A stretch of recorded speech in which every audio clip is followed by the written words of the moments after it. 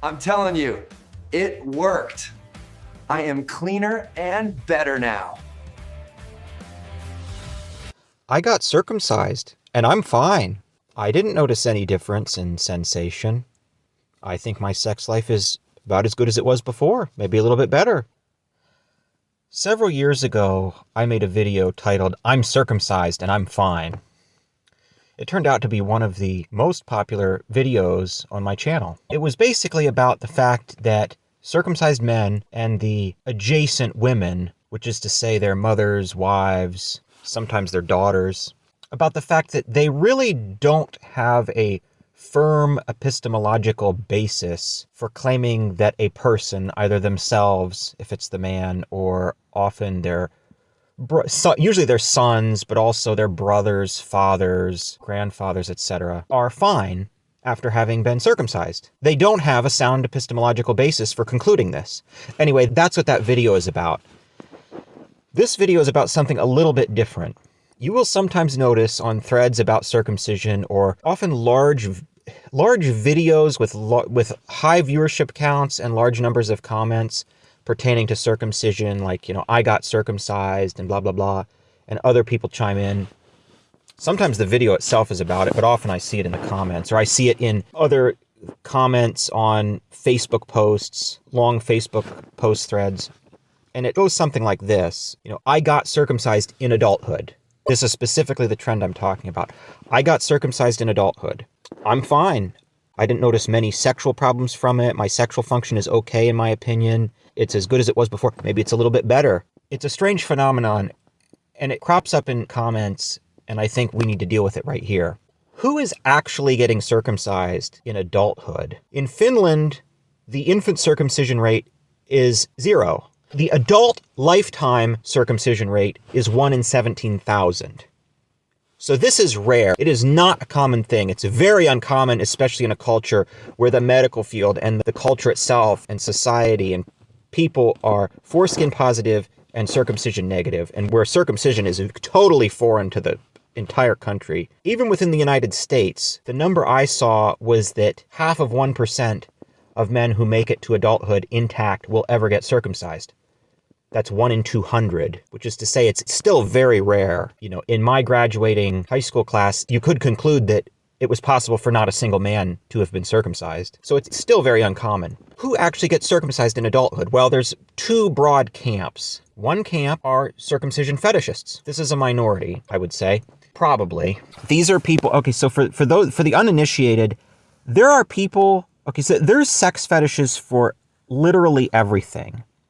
And where pedophilia and sadomasochism intersect, you have something called infant circumcision fetishism. Well, I guess you could say circumcision fetishism generally. It's a very weird subset of sadomasochism. There are people that are sexually aroused by cutting their own genitals apart. There are people who are sexually aroused by cutting other people's genitals apart. So at least some component of the people getting circumcised in adulthood are circumcision fetishists. They're sexually aroused at the idea of cutting their own genitals apart. And it's entirely foreseeable that they get on the internet, and it's entirely plausible that they then get on the internet and say, "Oh, circumcision's wonderful. It's fine. I think more people should get circumcised." This is almost whether or not they acknowledge that circumcision really destroyed their sex life. I don't, the fact that their sensitivity and sexuality was destroyed by it, maybe even more of a turn on.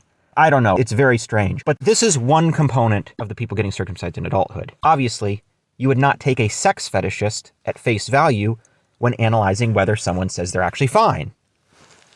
Okay, so the other part of it, probably the majority, I would think, these are people who are getting circumcised in adulthood for some kind of medical problem. Now, it might have been phimosis. It might have been phimosis caused by forced retraction in infancy and childhood, and then the forced retraction will cause phimosis, and then people will say, well, the phimosis requires circumcision. Well, the phimosis does not require circumcision. There's betamethasone steroid cream, stretching, tissue expanders, preputioplasty. There's very good techniques for widening the opening of the foreskin, making an axial slit along the length of the foreskin, along the length of the penis, and then sewing it back together circumferentially. That will widen the opening. So there's that subset of people. They seem to get circumcised in their late teens and early 20s.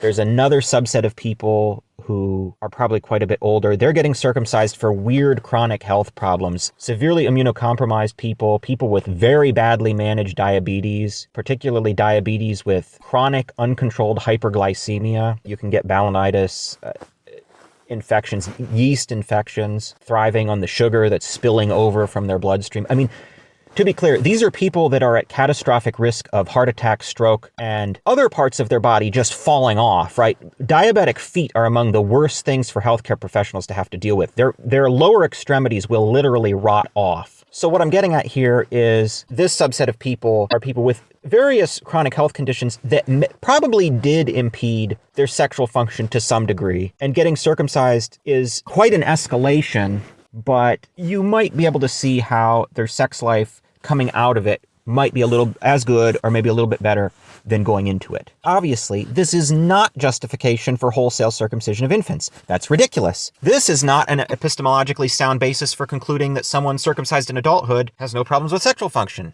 Just as a sex fetishist should not be listened to, they're not even operating from a position of logic. They're basically stroking a sexual fantasy when they're telling other people, unsuspecting people, to go out and get circumcised because there's no change in sexual function. So yeah, I mean, certainly if I was severely immunocompromised, I would try to deal with that. If I had type 2 diabetes, I mean, you can manage type 2 diabetes. Type 2 diabetes is a lifestyle disease. You're basically, I mean, it's not quite this simple, but in some sense, you really are choosing to eat yourself to death until you get a heart attack, a stroke, kidney damage, supposedly infections necessitating your foreskin to be cut off, and your feet, your lower extremities literally rotting off. Or you could, put down the sugar, put down the starch, eat a friggin' vegetable, and, keep your whole body. And just to be clear, these very same health problems for immunocompromised women and women with uncontrolled diabetes, these women get the same kind of genital infections. So if you think it's okay to cut off the genitals of men for this, get ready to cut off the genitals of women for the same reason. Also clitoral phimosis, also the corresponding problem. And just to be clear here, these people have no basis for saying that their sexual function is, quote, normal. They don't know what normal is. In the case of these people with phimosis, they basically never had what we could call normal sexual functioning, so they don't have a firm basis for describing normal.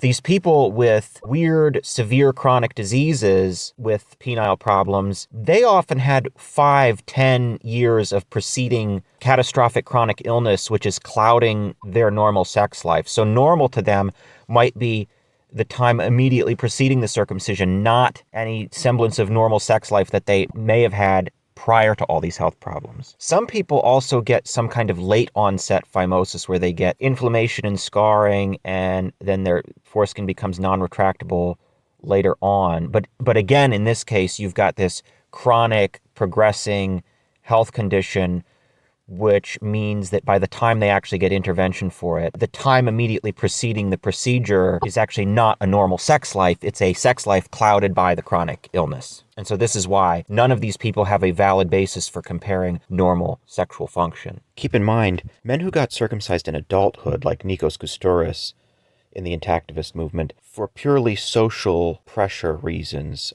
in Nikos's case, for medical pressure, completely unrelated to any medical problem. He was perfectly healthy, getting ready to go off to college, and the doctor recommended it. He and people like him describe the sexual loss as catastrophic. So that's what this whole video is about.